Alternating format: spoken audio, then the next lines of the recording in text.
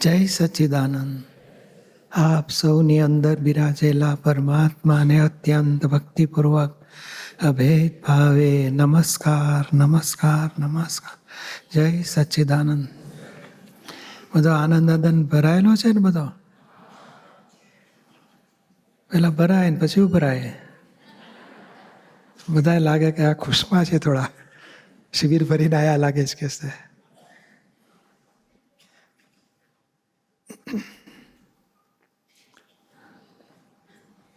શિબિરનો power ફરી રાખવાનો. રિઝોર્ટમાં હોય છે ને સ્કૂટર, રિઝોર્ટમાં પેટ્રોલ ભરેલું હોય, નવું એડ કર્યા કરે. રોજે રોજની શક્તિ માગીને જે સામાયિકો થઈ, જે સત્સંગ થયા, વાગોળવાના. અને સામાયિકો બધી ફરી આપણે આગળ એક્સટેન્શન ફરીથી જોવાનું. ચાલો આપણે ઝીણવટમાં ઉતરીએ. એમ કરતાં કરતાં પ્રકૃતિના કચરા ઓળખાય, જાગૃતિ વધે. ચાલો થોડા પ્રશ્ન લેતા જઈશું. Gautam Patel, Los Angeles. એક સત્સંગમાં સાંભળેલું કે આ કાળના આપણે પૂર્વ વિરાધક જીવો છે. તો પૂર્વ વિરાધક એટલે શું? અને એ જે જીવો મોક્ષે નથી જતા એ બધા પૂર્વ વિરાધક ગણાય? અને આમાંથી બહાર કેવી રીતે નીકળે? એટલે બધાની વાત છોડો, પણ જે બહુ ઊંચા ડેવલપમેન્ટમાં આવેલા છે પણ રખડી પડ્યા છે, ધર્મ, ભક્તિ, જ્ઞાન, બધું મોક્ષની વાત સમજે છે અને મોક્ષને પ્રાપ્તિ કરી નથી શક્યા. વિરાધક એટલે આપણે કીધું હોય ને, હવે અત્યારે લોસ એન્જલસમાં તમને કહ્યું હોય કે આ દાદા ભગવાન આવ્યા છે ને જ્ઞાની પુરુષ કહે છે ને બહુ મોટું જ્ઞાન છે, તમે શું કહો? અરે બધા બહુ એવા છે જવાબ. એ બોલ્યા એટલે વિરાધ નથી ગયા. યાદ ન થઈ ગઈ. અરે નહીં તો આપણે ચાલો ને દર્શન તો કરી આવીએ. સારા માણસ છે. આમ તો બાપા જે આપણા ઘરના વડીલ આવ્યા હોય તોય આપણે મળી આવે કે ના બાપા બજાવા છો ને. આ તો કે જ્ઞાની છે. જવાદન દત્તિંગો બધા રાખે છે, બહુ દત્તિંગો છે. એક બોલ્યા ને એટલે કેટલાય કાળું અંતરાય પાડી નાખે. અથવા તો કંઈ સત્સંગમાં ચાલો ને એટલે આ ઉંમર છે સત્સંગની કે છે ઘર હાચવો, પૈસા કમાવો જરા, બાકી ધર્મ બધો ધર્મ જિંદગી બગાડી નાખશો લ્યો. એટલે આપણે ધર્મના અંતરાય પાડ્યા. એટલે આ ઊંધું બોલી નાખીએ, નેગેટિવ બોલો ને કોઈને તો આપણા અંતરાય પાડી નાખીએ. એ વિરાટ ના કહેવાય. અરાધના એટલે પોઝિટિવ બોલવું એનું. હે ધન્ય કહેવાય. આવા કાળમાં અહીં ઇન્ડિયાથી જ્ઞાની આવ્યા છે, લાવો દર્શન કરી આવ્યા. જેવા હોય એવા આપણે દર્શન કરીને પછી ઠીક લાગે તો બેસું, નહીં તો કે ના ભાઈ મને હમણાં તો કંઈ બહુ ઈચ્છા નથી થતી, પણ સારું છે, બરોબર છે. હા, બરાબર છે. અને લાસ્ટ યર પાલીથણા જાત્રા વખતે પણ આપણે કહેલું કે કોઈ કારણ ના જડે તો સમજવું કે એક ક્ષેત્રની વિરાધ ના થઈ હોય તો એક ક્ષેત્ર. એટલે આપણે હવે બહુ ઊંડા ઉતરવું નથી કે હવે તો કેવું છે કે કામ આપણને દાદા મળ્યા, જ્ઞાન મળ્યું, એટલે હવે પેલો પ્રશ્ન પૂરો થઈ ગયો. આ જ્ઞાનથી સ્પષ્ટ વેદનના સ્ટેશને 345 આપણે થોડું 2 ટુકડા 325 સુધી પહોંચો તો ઘણી પ્રગતિ કરી નાખી કહેવાય. બરાબર. ડખા વગરની સ્થિતિ ચાલુ થાય. બહુ થઈ ગયું કે. અને બીજું હતું કે કોઈ પણ કાર્ય પૂર્ણ કરવા માટે સંજોગ એટલે કે એવિડન્સની જરૂર પડે છે, રાઈટ? તો કાર્ય પૂર્ણ કરવા માટે આપણે લાઈક કેટલો પુરુષાર્થ ને કેટલી રાહ જોઈ એનું બેલેન્સ કેવી રીતે ખબર પડે? આપણે કહેવાનું ગૌતમભાઈ સરસ પોઝિટિવ ભાવ રાખો અને પોઝિટિવ પ્રયત્ન કરો, પછી સંજોગ પૂરા થાય એટલે કામ થઈ જશે. બરાબર છે. પોઝિટિવ પ્રયત્ન મૂકવાના. આપણે બ્રહ્મચર્ય પાળવું છે તો કે ના આપણો ભાવ 100% બ્રહ્મચર્ય પાળવું છે, બધી રીતે સાચવો. કરતાં કરતાં આપણે આગળ વધી શકીએ. કંઈ થયું કે સંજોગ મળ્યા અને બગડ્યું તો પાછું ધોઈને પાછું ચાલવાનું, કારણ મારે બગડવા તો દેવું નથી. એમ કરતાં કરતાં આપણો તે આગળ વધીશું. સંજોગ આપણને કે ન મળે તો અટકી નથી જવાનો, અને સંજોગ ભેગા કરવા માટે તોડપાડે કરવાનું નથી. જાગ્રત રહેવાનું છે. કારણ હજુ એવિડન્સ મળતા નથી. આપણે હમણાં દોડધામ કર્યું ને ધંધા માટે ઘણી વખત શું થાય, ધંધામાં ફેલ્યોર આવે એટલે કે લાવો પૈસા ભેગા કરું, પિયરિયાથી સાસરિયાથી પૈસા ભેગા કરે, પાછું નાખે તો અરે ખલાસ થઈ જશે. એટલે સંજોગ નથી મળતા તો હમણાં ધંધો વધારો નહીં, હમણાં ઉભા રહો, ધીમે ધીમે ધીમે આગળ વધો.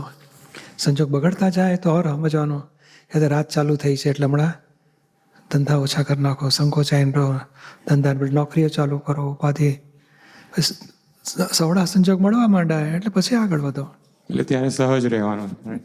સહજ નહીં, જાગ્રત રહેવા જાગ્રત રહેવાનું. કે ભાઈ હમણાં દોડધામ સંજોગ મળતા નથી, ઉધામાં ના નાખો. હા.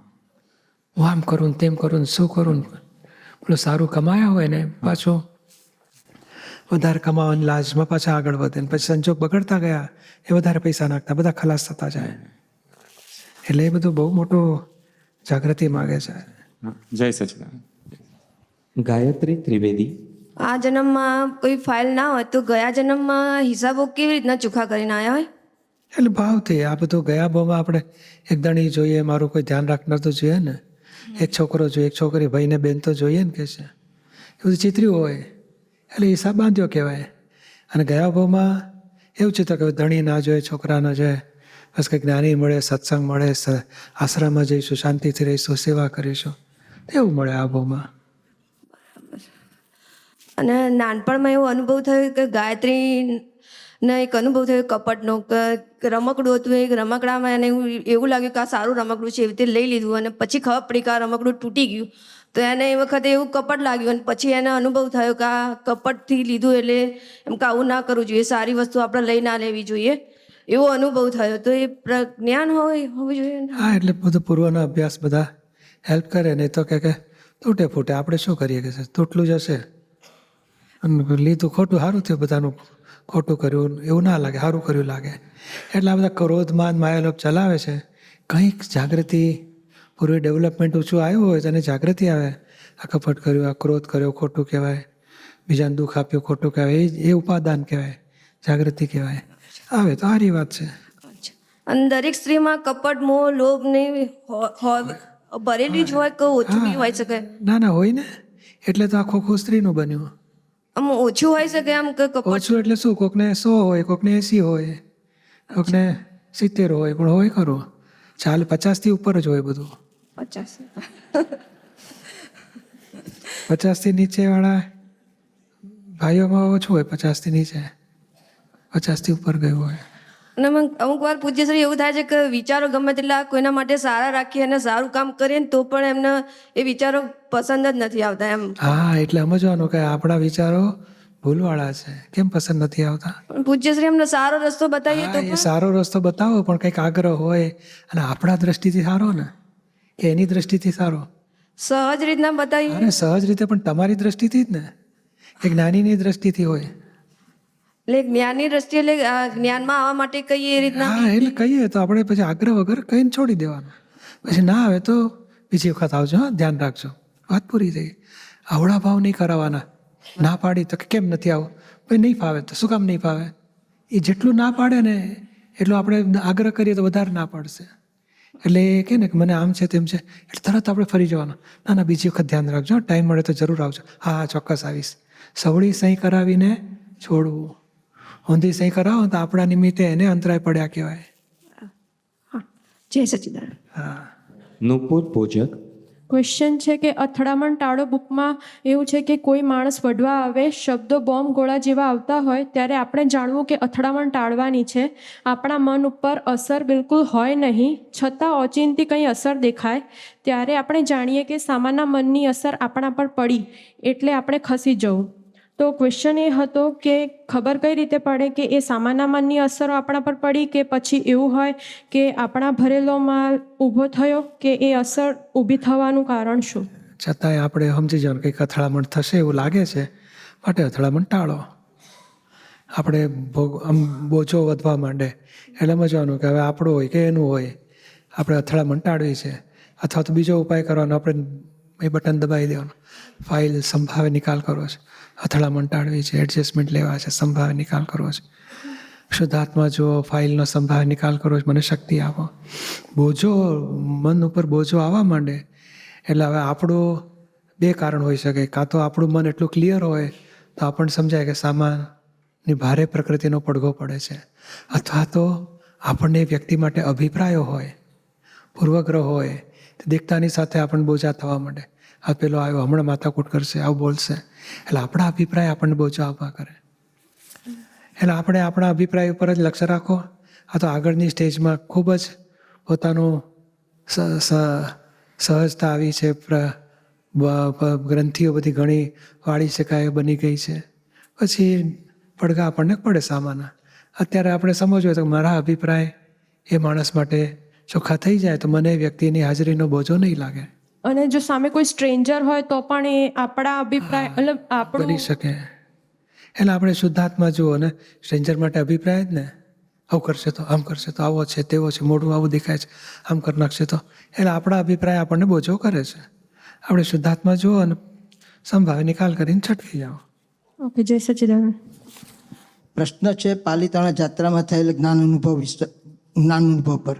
ફાઇલ 1 સાથે ડોટર, ફાઇલ 4 અને એની સાથે એની બેબી 7 વર્ષની હતી. એટલે ડોળી નક્કી કરવી પડે એવું હતું. આગલે દિવસે રાત્રે ધર્મશાળા ઉપર ડોળીવાળા બધા આવ્યા હતા. 2000ની ડોળીના 6 થી 8000 ભાવ બોલાતા હતા. સાથે 8000 બોલાતા હતા. ડોળી 8000માં નક્કી કરી સાથે ખુલાસો કર્યો કે હવે વધુ નહીં આપીએ. પરંતુ આવી ધર્મશાળા ઉપર ફાઇલ 1 એ 500 જમવાના સહિત 8ને બદલે 9000 આપવા કર્યા. તો ડોળીવાળો અદબવાળીને ઊભો રહ્યો અને કહેવા લાગ્યો, દીપકભાઈએ કીધું છે કે ડોળીવાળાને ખુશ રાખવાના. આ તો ફાઇલ ઊભી થઈ. નક્કી કર્યા છતાં 1000 વધુ આપવા છતાં બીજા 1000 ઉમેરી 10000 આપવા કર્યા છતાં અદબવાળીને ઊભો જ રહ્યો. આ બાજુ બાવો ગુફાની બહાર નીકળવા કોશિશ કરતો હતો. પૂજ્યશ્રી, તમારું જૂનું અને જાણીતું 240ની ફાઇલવાળું શૈલ્યાનું દ્રષ્ટાંત હાજર તો થયું પણ કામ ના લાગ્યું. એને પણ બાવો ગાંઠ્યો ન હતો. ત્યાં જ પૂજ્યશ્રી દ્વારા અપાયેલ 2 સ્પેશિયલ આજ્ઞાઓ હાજર થઈ. એમાંની એક આજ્ઞા 2022માં ગુરુ પૂર્ણિમામાં અશોકના પૂજ્યશ્રી સાથેના ગમ્મતના પ્રશ્નનો હતો. તેમાં પૂજ્યશ્રી દ્વારા અશોકને થોડું નિર્માની ભાષામાં ઝાપટીને એક સ્પેશિયલ આજ્ઞા આપી. અશોકમાં કંઈ વિચિત્રતા ઊભી થાય તો એનો કેવી રીતે નિકાલ કરવો એ શીખવા જેવું છે. અને સાથે બીજી સ્પેશિયલ આજ્ઞા જે 11માં વખતે મળી હતી. તમે શિકાગોમાં બેઠા બુદ્ધિ વધાર કરો છો. આ બંને આજ્ઞા હાજર થતાં કમાન ના છટકી અને પ્રજ્ઞા હાજર થઈ અને ફાઇલનો સંભાવે નિકાલ થયો ₹10,500 આપીને. આ બાજુ ફાઇલ 1ને થયું કે આ ડોળીવાળો દીપકભાઈ શબ્દ બોલી જ કઈ રીતે શકે, કયા આધારે? એટલે એને ખુશ કરવા વાતો કરી. 20 થી 25 વર્ષનો જ હતો, 8 ધોરણ ભણેલો હતો, કોરી પાટી હતી. એટલે ફાઇલ 1એ જણાવ્યું, આવતીકાલે જ્ઞાનવિધિ છે તો તું જ્ઞાન લેવા આવશે તો તને 1000 આપીશ. બીજા એ જ દિવસે બીજે દિવસે જ્ઞાનવિધિ હતી. ફાઇલ 1એ કીધું તું ત્યાં 2:30 વાગ્યા સુધીમાં જ્ઞાન લેવા આવજે. ફાઇલ 1ને ફોન કરી જણાવ્યું નહીં અને ટાઈમસર આવી ને જે તે કાર્યવાહી કરી, જ્ઞાનવિધિ એટેન્ડ કરી. એની સાથે બીજા 5 જણને પણ જ્ઞાનવિધિમાં લઈ આવ્યો હતો. આમ 5 થી 6 ડોળીવાળાઓએ જ્ઞાન લીધું અને ડોળીવાળામાંથી મહાત્મા બન્યો દાદાની કૃપાથી. હવે મારો પ્રશ્ન એ છે કે આપણે જણાવ્યું કે ડોળીવાળાને ખુશ રાખવા, એનો અર્થ ફાઇલ 1ની દ્રષ્ટિથી ભાવતાલ ન કરવા, જે માગે તે પ્રમાણે ડોળી નક્કી કરવી, કચકચ ના કરવી. તો આ તો તૃતીયમ રીતે ફાઇલ ઊભી થઈ. ડોળીવાળાને ખુશ રાખવા, આ શબ્દે તો આપની દ્રષ્ટિએ મહાત્માઓ કઈ રીતે ડોળીવાળાને ખુશ રાખવા? અરે એક તબિયત બગડે ને તો $1,000ની ટિકિટ $250 પેલા વધારે આપીને ડેટ ફેરવવી પડે, $300-400 આપીને ફેરવવી પડે ને. હા બોલો, હવે આપણે સમજવાનું, ડેટ ફેરવી $400 આપી દીધા. 400 નહીં, કેટલા થાય છે? $50 500 ને 5000 થાય, $50 ગયા. $50 કંઈ મોંઘા ના કહેવાય.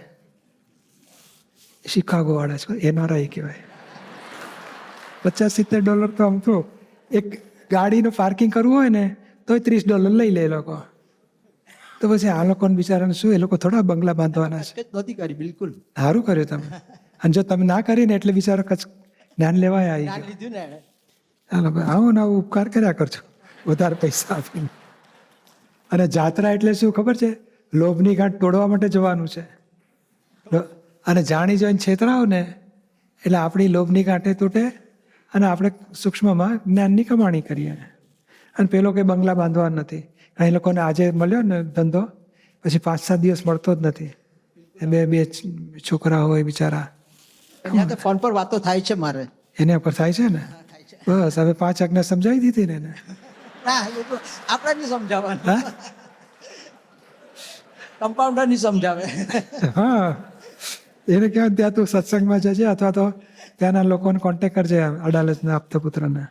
એક દાદાશ્રીની વાણીના કલેક્શનની એક ચોપડી બહાર પાડવા બાબત ઉપર છે. પીએમએટી શિબિરમાં પૂજ્યશ્રી આપે શ્રી ડિમ્પલભાઈ સાથેની ચર્ચામાં અમુક દ્રષ્ટાંતો આપી. દાખલા તરીકે મોચીને સામેનાના જૂતા દેખાય. આપતો પુત્રમાં શ્રી પિયુષભાઈને હોલમાં ખુરશીઓ આ રીતે ગોઠવી હોત તો વધુ સારું રહે. પૂજ્યશ્રીને પછી અમુક ટોપિકોનું કલેક્શન કરી ચોપડી છપાવવાનું દેખાય વગેરે. આને અનુલક્ષીને અશોકનો એક પ્રશ્ન છે કે ફાઇલ 1 દ્વારા પૂછાયેલા ગુરુ પૂર્ણિમાના પ્રશ્ન પરથી પૂજ્યશ્રીને 10 થી 15 બહારના કામોની સામે 40 થી 50 અંદરના કામોનું લિસ્ટ હોય. તે પૈકી એક કામ તો કે પૂજ્યશ્રી એ દાદાશ્રીની વાણીમાંથી કરેલા કલેક્શનોને સ્ટડીમાં લેવાના. તો અશોકની લઘુત્તમ ભાવે એક રિક્વેસ્ટ છે કે દાદાશ્રીની વાણીનું આપશ્રી દ્વારા કરેલું ટોપિક વાઇઝનું કલેક્શનની નાની પુસ્તિકા જેવું બહાર પડે. આ અંગે લઘુત્તમ ભાવે પોઝિટિવ રિપ્લાયની આશા સહિત. અશોક સાહેબ, એની માટે તમારે કે ને દાદા ભગવાનની ચિંતા નામની ચોપડી વાંચો ને એમાં બહુ કલેક્શન મળશે. ક્રોધ નામની ચોપડી વાંચશો એમાં ક્રોધનું કલેક્શન મળશે. અથડામણ ટાળવામાં એ મળી જશે.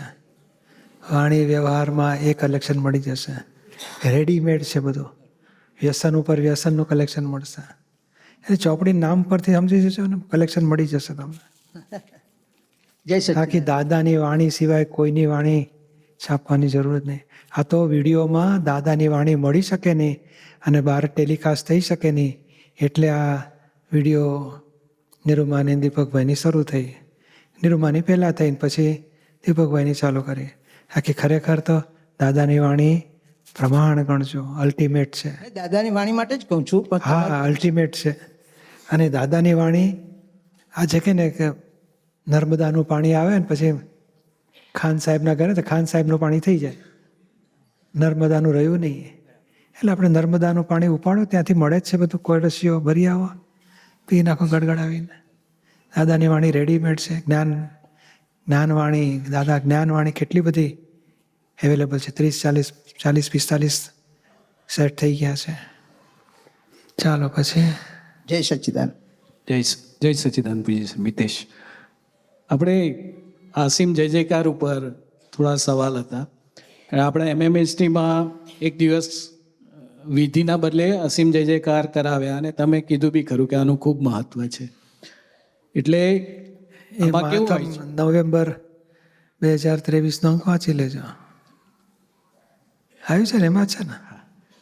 એટલે એ તો બરાબર છે, પણ દાદાએ કહ્યું એ તો સમજી ગયો. પછી હવે શું પૂછવું? ના એ કેવું હોય છે કે એક તો કેવું હોય કે આપણે રૂટીન કામ કરતા હોઈએ અને પાછળ બેકગ્રાઉન્ડમાં અસીમ જય જયકાર ચાલુ હોય. લગભગ ઘણા મહાત્માઓને એવું હોય છે જ કે કોઈ પેલું હોય ને નિરાકુરતા હોય, કંઈ ઉપાધિ ના હોય તો પાછળ બેકગ્રાઉન્ડમાં લગભગ વાગતું હોય દાદાનું. એટલે એક એ રીતે હોય છે. બીજું કંઈ મુશ્કેલીમાં આવી જાય અને એ વખતે હોય છે. તો આવા સમયે અસીમ જય જયકાર યથાર્થ રીતે કઈ રીતે કર્યા કહેવાય એ ખાસ મારે જાણવું હતું. એની છે ને આઈ થિંક 2016 મે કે હશે, સિન્સિયરિટીની ઉપર અંક છે. Sincerity, morality. એમાં દાદાએ સરસ એક્સપ્લેન કર્યું છે કે આ 3 પ્રકારે દાદા ભગવાનના અસીમ જયકાર. બેકગ્રાઉન્ડ વાગતું હોય ને પછી 2-4 વખત બોલે, 5 વખત બીજું કામમાં ખોવાઈ ગયો હોય, શાક સમારતો હોય કે દાળ વઘારતો હોય ને પછી ચિતામાંથી અહીંયા જતું રહ્યું, નવરો પડે પાછું યાદ આવે અસીમ જય જયકાર. એટલે કામ કરતાં કરતાં અસીમ જય જયકાર કરવા એક ફર્સ્ટ લેવલ થયું. એનાથી ઉપરનું લેવલ કયું તો કે આ મિતેશ બોલે છે ને પોતે સાંભળે છે કે આ મિતેશ કેવું બોલે છે, એ બીજું લેવલ થયું. અને ત્રીજું મિતેશભાઈ બોલતા હોય અને પેલું ચિત્ત વાંચતું હોય, સ્પષ્ટ વંચાય છે કે ઝાંખું વંચાય છે એક્ઝેક્ટ પોતે જાણતો હોય. એટલે બોલનારો, વાંચનારો અને જાણનારો એ એક્ઝેક્ટ ઉપયોગપૂર્વક ટોપ ક્લાસ કહેવાય. એક્ઝેક્ટ ઉપયોગપૂર્વક બોલ્યા કહેવાય. એટલે આપણે પ્રેક્ટિસ કેવી રીતે કરવાની? ધારો કે આ બોલાતું હોય, અસીમ જયકાર બોલીએ, તે શબ્દ વંચાય. એટલે શબ્દ તો એક્ઝેક્ટ બોલાય, પહેલાં જે રાગે બોલાયો એ રાગે, પછી શબ્દ વંચાય, એને વાંચવાનું આપણે કે આ દાદા ભગવાનના અસીમ જય જયકાર હો, શબ્દ વંચાય એવી રીતે. પછી ઝાંખું સ્પષ્ટ કાચું પાકું ચાલ્યા કરે. કરતાં કરતાં ચિત્ત જેમ જેમ ચોખ્ખું થતું જશે તેમ એક્ઝેક્ટનેસ આવશે. પણ મૂળ તમારું પદ, જાણનાર પદમાં આત્મા તરીકે રહ્યા તમે, એની કિંમત મોટી છે. આ બોલનારો બોલે છે, વાંચનારો વાંચે છે, બાવો વાંચે છે, મંગળદાસ બોલે છે ને તમે શુદ્ધ આત્મા જાણો છો. અને બાહો નિધિ ધ્યાસન ગોઠવે હા દાદાનું. તોય ચાલે. એ પછી ચોખ્ખું દેખાય છે કે ઝાંખું દેખાય છે એ જોવાનું આપણે બરોબર કર્યું કે નહીં એને. પછી બીજું એવું પૂછવું હતું કે ધારો કે ક્યાંય અટકી ગયા છીએ આપણે, જ્ઞાનમાં પ્રગતિ નથી થઈ, આપણને પેલું કહે ને કે ભૂલ વિનાની સમજણ છે પણ ભૂલવાળું વર્તન છે. એ વખતે અસીમ જય જયકાર કરતી વખતે આપણે દાદા પાસે શક્તિઓ માંગીએ તો એમાંથી પણ આપણને હેલ્પફુલ થાય છે કે નહીં? વધારે તો શું છે કે એટલા ગૂંચવાડા આવ્યા છે કળિયુગના કે આ પ્રોબ્લેમ, બીજો પ્રોબ્લેમ, ત્રીજો પ્રોબ્લેમ, ચોથો પ્રોબ્લેમ, પાંચમો પ્રોબ્લેમ, સોલ્યુશન આવતા નથી. પછી કે છે મને ડિપ્રેશન આવ્યું. ખરેખર ડિપ્રેશન નથી, અનસોલ્વ પ્રોબ્લેમ વધી ગયા છે. એટલે સોલ્યુશન આવતા નથી એટલે પછી ગૂંચાય છે, પછી ભોગવટ આવે છે. એટલે પછી આનો ઉપાય હવે ખરેખર કેવું છે કે એટલે અસીમ જગ્યા રોજ બોલવાનું કે કાં તો એન્ઝાયટી કે ભોગવટા કે સ્ટ્રેસ વધી ગઈ કે આમ કે ને મૂંઝવણ ઊભી થાય છે તો કે તારે ગૂંચવણ ભયભીત રહ્યા કરે છે, તો પછી તું રોજ 1 કલાક કર. એ કરતાં કરતાં શું થોડા દાડામાં ધીમે ધીમે જાણે વાદળા ખસતા હોય ને, ચોખ્ખું વિઝન થતું જાય ને એવું લાગે ને. અને પેલો ભોગવટા જતા રહે, દરેક નાના મોટા કામના સોલ્યુશન આવતા જાય, સોલ્વ થતા જાય, અને ધીમે ધીમે બધું ગૂંચવાડા ઓછા થઈ જાય. એટલે લાગે ફેર પડી ગયો, મુક્ત થઈ ગયો. એ ખરેખર પેલું એ દખલ બંધ થઈને એટલે સ્થિરતા આવી એને, અને પેલા સંજોગ મળતા ગયા તેમ તેમ કામ ઉકલતા ગયા. આ દખલ બંધ કરે કેવી રીતે? પોતે બુદ્ધિ ન વપરાય અને દખલ બંધ કરવી એ એટલી બધી જાગૃતિ રહેતી નથી. તો દાદા ભગવાનને યાદ કરીને શક્તિઓ માગો, અસીમ જયકાર બોલો. એટલે પોતે આખા ગૂંચવાડાવાળા વ્યવહારમાં કરતાપણાથી, દખલમાંથી છૂટી ગયો, ખસી ગયો. દાદાને યાદ કર. દાદા એટલે કેવળ જ્ઞાન સ્વરૂપ પરમાત્મા. એટલે થાંભલાને પકડી અને એટલું તણાત ઓટકે સંજોગોના પ્રેશરમાં, દબાણમાં. એટલે વૈજ્ઞાનિક રસ્તો છે આખો. અને દાદા ભગવાન જેમની મહી પ્રગટ થયા છે એમને નિધિદાસન ગોઠવો તો એ પોતાના આત્માને આરાધના થયા બરાબર છે. અને આત્મા તરફ જાઓ ને એટલે પૂતગલના ગૂંચવાડા બધા ખાલી થતા જાય, સોલ્વ થતા જાય. સાથે સાથે દાદાની કૃપા પણ ઉતરે ને. હા, એ બાય પ્રોડક્શનમાં આવવાને તમે ભક્તિપૂર્વક આરાધના કરી એટલે કૃપા ઉતરવાની છે. રાજી થાય દાદા એટલે કૃપા ઉતરે. જય સચ્ચિદાનંદ પૂજ્ય શ્રી. જય સચ્ચિદાનંદ. જય સચ્ચિદાનંદ પૂજ્ય Shri. Jitendra Shah, New Jersey, Pennsylvania centre. આપતા વાણી 14 ભાગ 3માંથી એક ક્વેશ્ચન છે. પર્યાય અને અવસ્થા, એ બે વચ્ચેનો ડિફરન્સ સમજાતો નથી પૂરો. અવસ્થા એટલે એક માણસ ચા પીતો હોય ને, કપમાંથી રકાબીમ રાખી રકાબીન પીધી ચા, એ અવસ્થા કહેવાય. અને પેલા ને ફિલ્મ એની પાડી હોય ને તો કેટલા ટુકડા થાય એના? 50 ટુકડા થાય. કપ આમ રકાબીમ નાખતો હોય, રકાબી પછી કપ પાછો મૂકતો હોય, પછી રકાબી પડતો પડતો પડતો પડતો અહીં સુધી આવે, પછી મોઢું ખોલે, પછી આમ એક એ 100 ફોટા એ પર્યાય કહેવાય. ઓકે. અને આખી ચા રેડીને પછી પીધી કહેશે અવસ્થા. એટલે આ જવાની અવસ્થા કહેવાય. જવાનીમાં એક એક ઊભા થયા, બેઠા થયા, ચાલ્યા. આ ખરેખર સ્થૂળ અવસ્થા છે. પર્યાય તો ઇન્ડિવિઝ્યુઅલ ફ્રેક્શન જેવું, સમય બદલાય, સમય બદલાયા કરે. જેમ ચોથમાંથી પાંચમ થઈ એટલે આપણે કે ચોથની પાંચમ થઈ ગઈ, પણ 24 કલાક ને 3600 સેકન્ડમાં ક્ષણે ક્ષણે, સેકન્ડે સેકન્ડ બદલાતી હતી. કરોડો થઈ જાય. અને ખરેખર સમયે સમયે બદલાતી હતી અવસ્થા. એટલે એવા સમયે સમયે બદલાવું એને આપણે પર્યાય કયા. અચ્છા. એટલે આપણે અત્યારે જાડી ભાષામાં પકડવાનું કે આ સ્થૂળ એટલે અવસ્થાઓ અને પછી અવસ્થાઓ સ્થૂળ થઈ અથવા બહુ મોટું થયું ને પરાય તેનો સ્મોલ પાર્ટ થયો. હા પર્યાય સ્મોલેસ્ટ પાર્ટ, સ્મોલ. ઇન્ડિવિઝિબલ ફ્રેક્શન જેવું. જેમાં મગનો દાણો હોય ને તેના ટુકડા કરતા કરતા કરતા લાસ્ટ પરમાણુ ઇન્ડિવિઝિબલ ફ્રેક્શન, એનું નાનું થઈ જ ના શકે એને પરમાણુ કહેવાય. એવું કાળનું નાનામાં નાનું એનું પછી ફાઇન સ્લાઇસ ન પડે એ સમય કહેવાય. હા, એ બરાબર છે. એ સમય કહેવાય. અને આ પર્યાય આત્મા એને જોયું તો કે છેલ્લામાં છેલ્લું ઇન્ડિવિઝિબલ ફ્રેક્શન એ પર્યાય કયો. રાઈટ. પૂતગલનો એ પર્યાય હોય અને પૂતગલના પર્યાયને જોવું જાણવું એ આત્માનો પર્યાય. એક એક પર્યાયને જોવો જાણવો. એટલે છે કેવળ જ્ઞાન થાય ત્યારે એ દશા આવે. સમયે સમયે પ્રત્યેક પર્યાયને બધે જાણતો હોય બરાબર. જુદો. બીજું એક પૂછતું, અત્યાર સુધી જીતેન્દ્ર ને વાંચતા ક્વેશ્ચન ઊભા થાય કે સત્સંગમાં કોઈ જગ્યાએ તો તરત પૂછતો હતો. એ હવે છેલ્લા 2-3 વર્ષથી નોટિસ કર્યું કે એ નથી પૂછતો. ક્વેશ્ચન થાય હવે ઊભા તો, પણ બેસીને જોવે શું થાય છે. આમ ક્વેશ્ચન કરવાની ઈચ્છા ના થાય, એનું શું કારણ હોય? એને જવાબ મળે છે ને, સમાધાન રહે છે ને. હા, તો વહેલું મોડું સમાધાન મળે. અમુક ક્વેશ્ચન બાકી પણ રહી જાય પણ પછી ભેગા કરી રાખે. ના તો આપણે સહજ રહેવું, નથી પૂછવું એવું હોય ને એને પૂછવું છે એવું હોય નહીં. સહેજા સહેજ શું બન્યું વાંચો. અને છતાં એ કહે ને કે લાગતું હોય કે પૂછવું છે તો પૂછવું, ક્યારે નથી પૂછવું એને મને ચાલવા દો, તો સહજ ભાવે રહેવા દો. આ પારાયણ વખતે ફોડ ઘણા બધા મળી જ જતા હોય છે આગળ પાછળ. ઘણા મળી જતા હોય છે આગળ પાછળ ક્યાંક ને ક્યાંક. આ પારાયણ વખતે આ પર્યાયનો ક્વેશ્ચન થયો હતો પણ ના પૂછ્યો. આજે પૂછાઈ ગયો. એ અત્યારે એકદમ વધી આવી ગયું. જય સચ્ચિદાનંદ. જય સચિદાનંદ.